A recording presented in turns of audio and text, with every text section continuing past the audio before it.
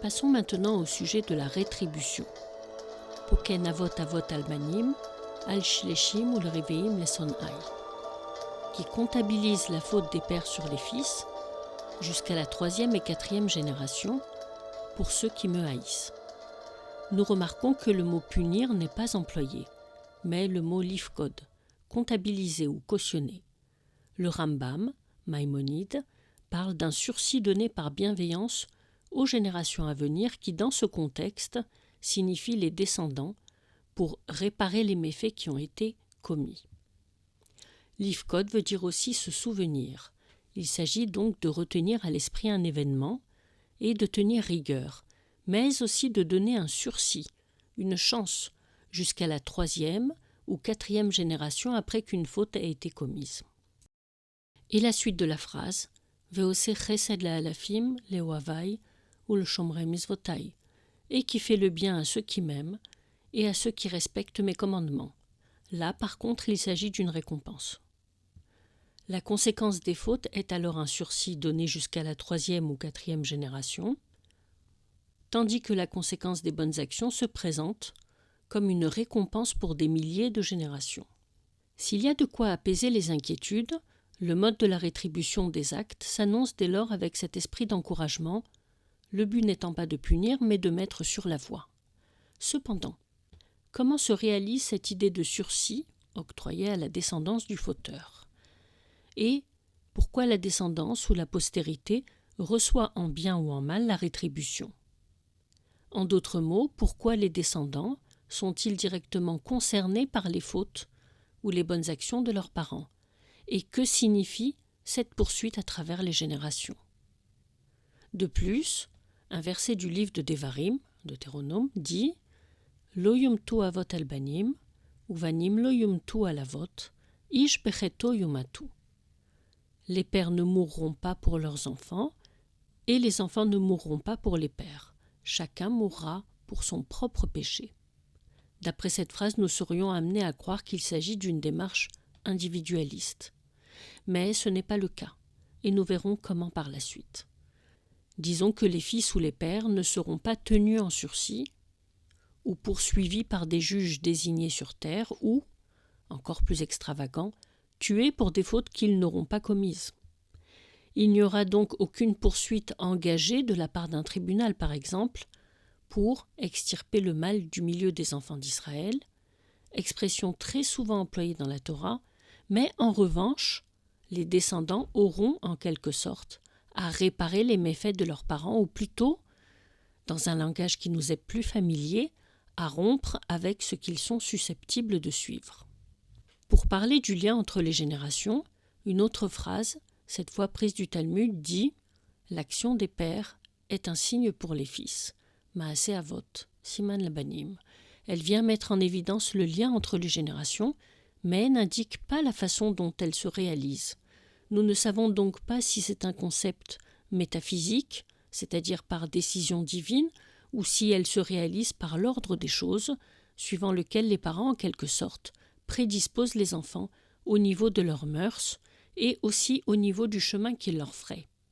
Les actes des pères sont une indication pour les fils, une indication ou en hébreu un siman, un signe, est donc une indication de parcours. Ainsi, en creusant dans ce sens, une personne qui commet un méfait, un vol, un meurtre, va prédisposer peut-être l'état d'esprit de son enfant à aller dans ce sens, à moins que celui-ci ne s'y oppose activement. Et s'il doit passer par une opposition active, c'est encore qu'il réagit à ce qui lui est transmis. Le lien entre les générations est ainsi défini. D'un côté, on ne pourra jamais incriminer un enfant pour les méfaits de ses parents, cependant les actes des parents vont tracer inévitablement une voie à leurs enfants. Au sujet de ceux qui, au contraire, respectent les commandements de Dieu, il est écrit « Et fait le bien jusqu'à des milliers de générations. À ceux qui m'aiment et qui gardent mes commandements, du point de vue de l'homme moderne, plutôt individualiste, dont la notion d'appartenance à un peuple, à une origine est moins démonstrative, la question du lien intergénérationnel est amoindrie. Cette différence est là aussi due à certains courants de philosophie moderne. Elle est ici évoquée et propose cependant des avantages, parmi eux celui de la responsabilité. Un père se sentira directement responsabilisé vis-à-vis de son fils ou de ses enfants, à qui il prépare le terrain, si l'on peut dire. Le fils ne paye pas les fautes, mais obtient comme une prédisposition. Ainsi, ce n'est pas l'injustice de la rétribution qui doit être remarquée en premier, mais la responsabilisation des parents à l'égard de leurs enfants. D'autre part, ce mode de la rétribution, qui apparaît comme une promesse, concerne les générations à venir et, tourné vers le futur, offre des perspectives d'avenir et d'espoir, toujours dans ce monde-ci. Au sujet de la responsabilité et du lien des individus au sein d'une collectivité, nous avons encore une phrase, un cas de figure, dans le livre de Josué, au chapitre 22, verset 20. Lorsqu'Achan ben Zérar commit une faute avec le butin de guerre, toute la communauté d'Israël ne fut-elle pas l'objet de la colère divine? Il était pourtant seul, mais n'a pas péri seul par son crime. Achan ben Zérar a fauté, et c'est la communauté qui, avec lui, a payé. Dans ce cas, la responsabilité de l'individu vis-à-vis de la société dans laquelle il se trouve est mise en avant. Ce récit peut avoir l'air injuste, mais il apparaît dans le but toujours de responsabiliser l'individu au sein de sa collectivité. Entre autres, nous remarquons que pour récompense ou punition, ce texte ne parle pas du paradis ni de l'enfer, qui ne figure d'ailleurs nulle part dans la Torah, mais des générations à venir et surtout de la vie sur terre. Ki lo davarek hu mikem, ki hu chayechem, uvadavar hazeh tarichu yamim al adama asher atem ovrim et hayarden shama lerishta. Car ce n'est pas chose vide de sens pour vous, il s'agit de votre vie, et c'est par là que vous aurez de longs jours sur la terre, dont vous allez prendre possession en passant par le Jourdain. Ainsi le paradis ou l'enfer, qui a toujours fasciné, ou plus globalement le monde après la mort, n'est pas un sujet dans la Torah elle-même, ou est un sujet à peine esquivé, comme dans la phrase « Tu mourras sur la montagne que tu gravis et iras rejoindre ton peuple, tout comme Aaron ton frère mort à Hor-Ahar est allé rejoindre son peuple. » Le monde après la mort ne semble pas inexistant d'après la Torah, mais ce n'est pas le sujet principal. Pour quelle raison ?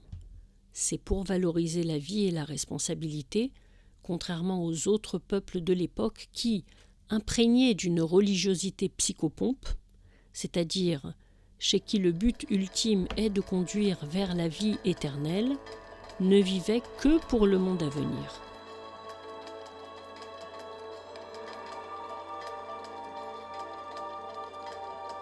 Ainsi, l'existence de la vie après la mort n'est pas remise en question dans la Torah, mais n'est pas le sujet qui doit préoccuper. Le sujet qui doit préoccuper est avant tout la vie et l'avenir. Notons que le Talmud et la Kabbale ont cependant mis en avant ce sujet du monde futur, le Olam Haba, par la suite. Retenons pour le moment que la rétribution est, tant que nous sommes vivants dans l'avenir, dans ce monde-ci, à travers le lien des générations, marquant ainsi l'importance de la vie, du futur et de la responsabilité, ainsi qu'il est dit « Kol haderech asher tziva Hashem Elokechem etchem, telechu leman tichyun vetov lachem, ve'arachtem yamim ba'aretz asher tirashun. » Toute la voie que l'Éternel, votre Dieu, vous a tracée, suivez-la, et vous vivrez heureux, et vous aurez de longs jours dans le pays que vous posséderez.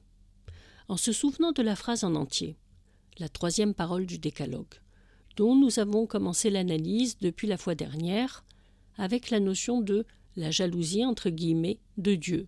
Il est maintenant possible d'établir un lien avec cette partie qui parle de la rétribution et qui semble être une poursuite en justice.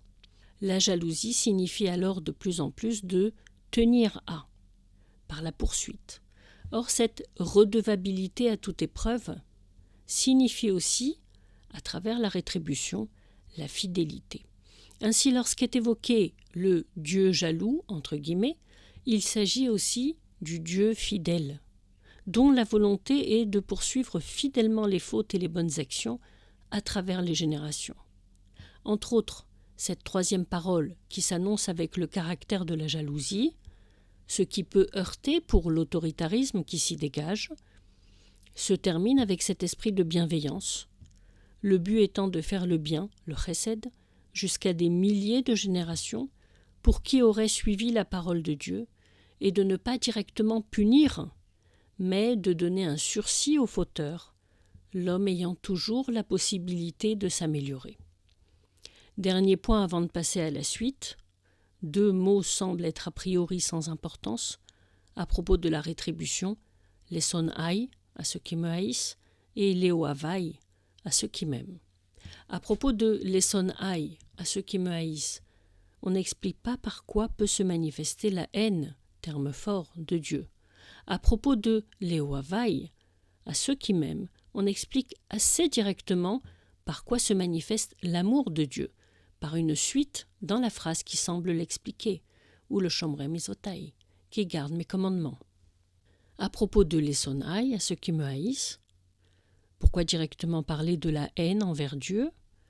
Un verset assez obscur, c'est-à-dire difficilement traduisible, dans le livre de Devarim, au chapitre 7, verset 10, dit Shalem le son'av, el panav, le avido. Lo yacher le san'o, el panav yeshalem lo. Celui qui le haït sera payé sans tarder de sa haine.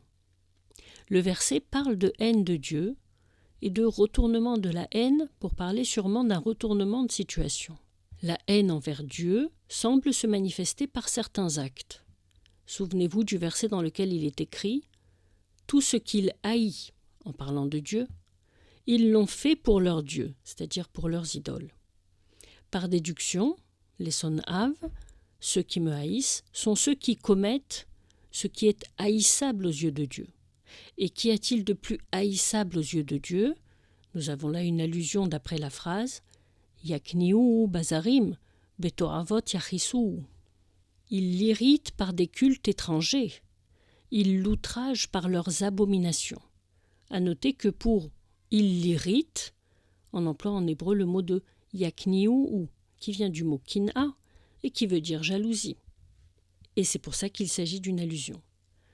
En parlant d'abomination qui irrite entre guillemets Dieu, ce verset fait référence à la transgression la plus inadmissible qui soit, la transgression summum de l'idolâtrie, qui est celle de sacrifier des enfants en bas âge, en l'honneur d'un Dieu, lors des cérémonies idolâtres, auxquelles je reviendrai. Ainsi, le terme de haine, qui est extrême, et qui l'est expressément, est employé pour faire allusion à cette situation extrême de l'idolâtrie, qui nous semble invraisemblable, mais qui pourtant était récurrente chez les civilisations anciennes, en disant que ceux qui la pratiquent, en plus par croyance, finalement haïssent Dieu, qui jamais n'aurait demandé un tel geste. À propos de l'amour de Dieu, un verset exprime l'idée de le rechercher, qui ne signifie autre chose que de s'attacher à lui et à la voie qu'il propose. Comme il est dit, « Vous rechercherez de là l'Éternel votre Dieu, et vous le trouverez, car vous l'aurez cherché de tout votre cœur et de toute votre âme, qui veut dire de toute votre vie, ou de toute votre force de vie.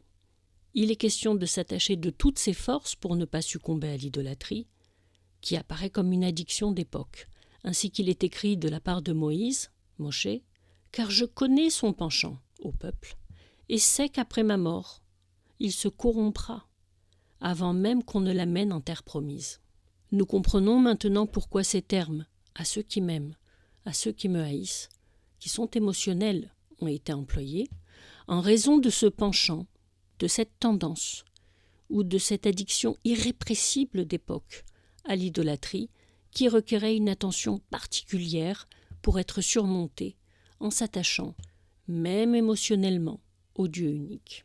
Terminons d'ailleurs pour ce 3e commandement sur la lecture du texte du Shema Israël, prière principale de la liturgie juive, ô combien pressant et passionné, dans lequel il est question de l'ordre d'aimer Dieu, dans le sens de s'y attacher pour ne jamais se laisser détourner par la tentation de l'idolâtrie, et entre autres, c'est dire combien le texte des 10 commandements, Aseret Adibrot, ou des 10 paroles, et toute la Torah elle-même sont monothéistes. Écoute Israël, l'Éternel est notre Dieu, l'Éternel est un. Tu aimeras l'Éternel ton Dieu de tout ton cœur, de toute ton âme et de tout ton pouvoir. Ces devoirs que je t'impose aujourd'hui seront gravés dans ton cœur. Tu les inculqueras à tes enfants et tu t'en entretiendras dans ta maison, en voyage, en te couchant et en te levant. Tu les attacheras comme symboles sur ton bras et les porteras en fronteau entre tes yeux. Tu les inscriras sur les poteaux de ta maison et sur tes portes.